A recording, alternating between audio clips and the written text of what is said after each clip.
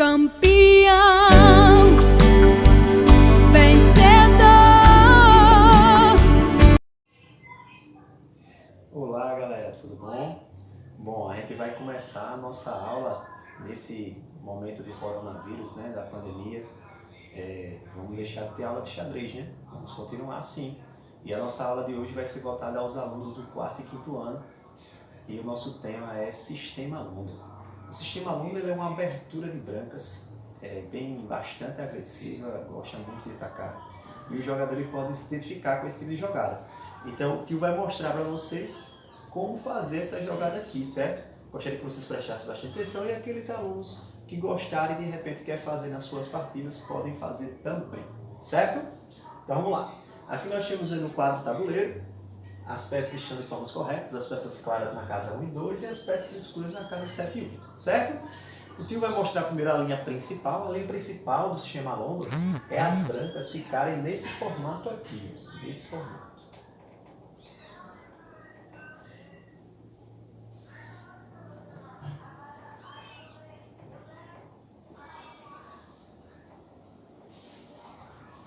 Esse é o formato que a gente vai deixar referente ao sistema Lunda. Então, esse é o padrão que nós vamos tentar organizar, certo? Então, vamos ver como é que seria todo esse processo. Vamos ver. A nossa ideia aqui, como é que seria. Então, as brancas, no sistema Lunda, ela vai iniciar com o peão D4. Então, vamos lá, peão D4. Avançou 2 casas tranquilamente. E as pretas ela podem responder de várias formas. Na aula de hoje eu vou trabalhar com ele defendendo com o peão D5, certo? Peão D5. A segunda jogada vai ser cavalo F3. E aí vamos considerar que as pretas ela vai se defender com um sistema padrão, um sistema que eu já ensino a vocês, sistema comum, e que ela defenda com o cavalo. Aparentemente é um jogo bem repetitivo, né? Mas aí ele vai começar o padrão do sistema Lunda. Então o bispo, ele vai para casa F4, esse bispo é a posição dele. E vamos alterar aqui a jogada com o peão, protegendo o peãozinho desse. A próxima jogada aqui, avançou o peão, certo? O peão E3. E aí a próxima jogada que eu posso fazer aqui, por exemplo, é botar o bispo protegendo o cavalo. Nessa situação, eu tenho algumas posições que eu posso aqui atribuir. Por exemplo, eu posso ou colocar o cavalo em D2, ou eu posso colocar o bispo em D3, certo? Aí é uma estratégia. Eu gosto, por exemplo, de trabalhar inicialmente com o cavalo. Acontece sempre de cair um pouquinho, né? Então eu fui para cavalo D2, certo? E o seu adversário ele vai continuar abrindo essa situação. Por que eu fiz isso? Porque aí eu queria justamente ver a ideia do meu adversário. Quando ele abre o cavalo aqui, eu não pretendo botar um bispo agora nesse momento aqui, porque o cavalo ele pode vir para B4 e atacar o meu bispo. Então, inicialmente vou andar meu peãozinho para C3 para diminuir o espaço desse cavalo, certo? Vamos dizer que ele continua organizando sua defesa com o bispo. E agora eu posso colocar tranquilamente o meu bispo naquela posição tradicional, certo? Vamos dizer que o meu adversário ele quer dar um jeito de movimentar mais essas peças. Que ele vai fazer o roque.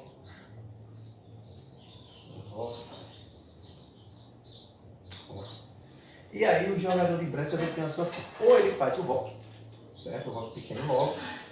Ou ele espera um pouco mais do adversário tentar entrar no jogo. Vou mostrar como. Eu posso trazer a dama para cá, certo? Para casa 2. Porque aí eu fico com um centro forte. Se eu quiser avançar o peão E3 para a casa E4, mesmo que ele troque, eu tenho cavalo, bispo e dama atacando. E ele só vai ter o cavalo protegendo. Então, eu vou ganhar o pequeno centro e com certeza vou ter mais espaço para dominar o jogo, certo? Vamos dizer que na situação aqui, ele deixou a dama muito presa, né? E aí ele precisa abrir mais esse jogo. Vamos dizer que ele traga o bispo para trás para tentar trazer o seu bispo para uma situação melhor. Uma outra situação aqui que você pode fazer é trazer a torre para D1. E aí você fica todo mundo concentrado nessa região, todo mundo concentrado já para você fazer o rock pequeno.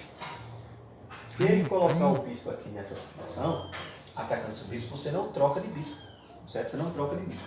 Na realidade, você recua ele para G3, com o objetivo que ele faça a sua captura, certo? O jogador de preto vai pensar, vai analisar, e para ele esse bispo dele não está meio fraco, então para ele é interessante trocar. Só que na realidade isso aí é mais uma armadilha das brancas. O sistema Londres trabalha muito com armadilhas, então o jogador tem que saber vários temas táticos. E esse seria um tema tático do sistema Londres. Você vê que eu fiz uma captura com H2. Por que eu não fiz uma captura, por exemplo, com F2? Porque a minha ideia do H2 é abrir o espaço da torre e fazer um ataque poderoso lá no peão H7. Tio, mas o peão H7 está protegido pelo cavalo F6. Não tem problema, a gente vai tentar fazer algumas estratégias que façam com que esse cavalo saia dessa região, certo? Então vamos dar um exemplo aqui. Vamos dizer que ele queira trazer a dama mais próximo do jogo, dar mais espaço para ela. E aqui você pode começar a usar alguns artifícios. Vou dar um exemplo para você.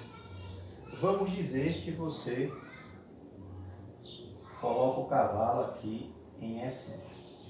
No sistema Londres, esse cavalo ele é muito importante aqui no pequeno centro, certo? A ideia é trocar ele e tirar o poder desse cavalo. Se seu adversário fizer a captura do cavalo, você pode abrir um sorrisão que a defesa dele vai ficar meio comprometida. Por exemplo, aqui é uma captura de peão. Esse peão agora ameaça o cavalo, não é isso? Ameaça o cavalo. O cavalo, a partir do momento que ele sair aqui, esse peão está vulnerável, porque esse peão ele vai estar sendo atacado pelo bispo, pela torre, e a própria dama pode entrar com um poder de fogo muito forte, certo? Ele vai ter que tirar o cavalo. Agora vamos pensar, será que existe uma possibilidade melhor para ele? Se você for analisar, ele tem esse espaço aqui, certo? Ele tem esse espaço que pode ser pego por ele. Ele tem esse não, porque para ele a torre pega ou a dama. Aqui também é ruim, ele pode voltar para atacar o peão.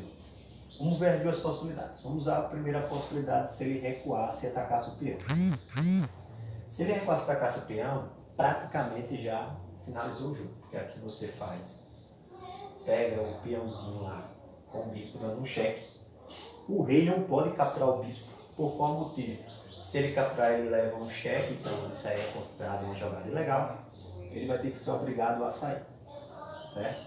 A partir do momento que você recuar o bispo para cá, na realidade não precisa nem recuar agora no momento. Você pode trazer a dama para cá para ele poder ficar mais forte, mais firme, certo? Aqui vamos pensar se existe uma jogada para ele nesse momento agora.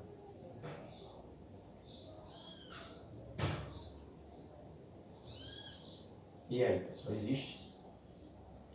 Nesse momento, e aí? A única jogada que eu tô... Se você pensar nessa jogada aqui, eu faço a troca.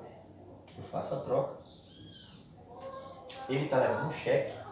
Ele só tem ou essa jogada, ou ir para a casa G7. Qualquer canto que ele for, ele vai levar um mate. Porque, ó, se ele vir para cá, ele leva um mate ou aqui, está protegido, ou aqui. Ou em H7 ou em H8. Se ele vir para G7, ele leva um mate em H7. Porque o rei não pode vir para cá, porque o peão está atacando. Porque a gente percebe que aí ele levou um mate de todo jeito. Agora vamos pensar de outra forma. Se ele não avançasse o peão, pensar em outra possibilidade, será que existe? Dizer que ele mexesse o cavalo para cá, sacrificando o cavalo. Sacrificando. Vamos ver. capturou.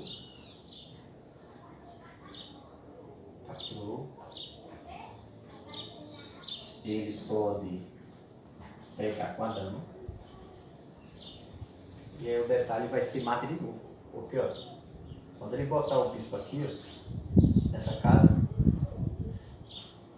cheque, ele vai ter que votar. E aí você tem mate de novo, ou em H7, ou em H8. Porque não pode capturar por causa da torre. Agora você viu que eu coloquei o bispo na casa G6. Por que eu fiz isso? Porque se eu colocasse, por exemplo, o bispo aqui, ele poderia trazer a dama para cá. Não ia ser checkmate. Certo? Se eu pegasse esse bispo e colocasse, sei lá, voltando tudo, também de novo a dama dele vem para cá e não seria checkmate. Então a jogada nesse caso de checkmate seria estrategicamente você colocar o bispo na casa G6. Porque aí a dama preta ela não pode vir para a casa que era uma casa ruim para mim, de brancas, que seria H6. E aí o rei vai ter que recuar, porque está levando um cheque. E aí ele leva mate ou em H7 ou em H8. Certo? Eu vou deixar aqui. Então, moral da história. É um sistema bem estratégico, com temas táticos, bem agressivo. O jogador tem que ser um jogador que tem essa visão de atacar bastante, certo?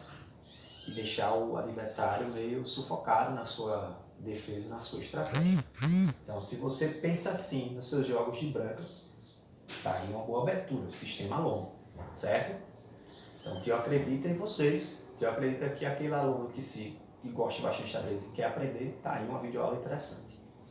Além dessa aula, o tio vai colocar para vocês uma aula específica à parte para trabalhar com questão de aplicativos em celular, aplicativos para computador, para tablet, para que vocês aproveitem esse momento da quarentena para treinar bastante, certo? O xadrez é um dos únicos esportes que você pode fazer esses treinamentos online. Um abraço, pessoal, até semana que vem. Campeão.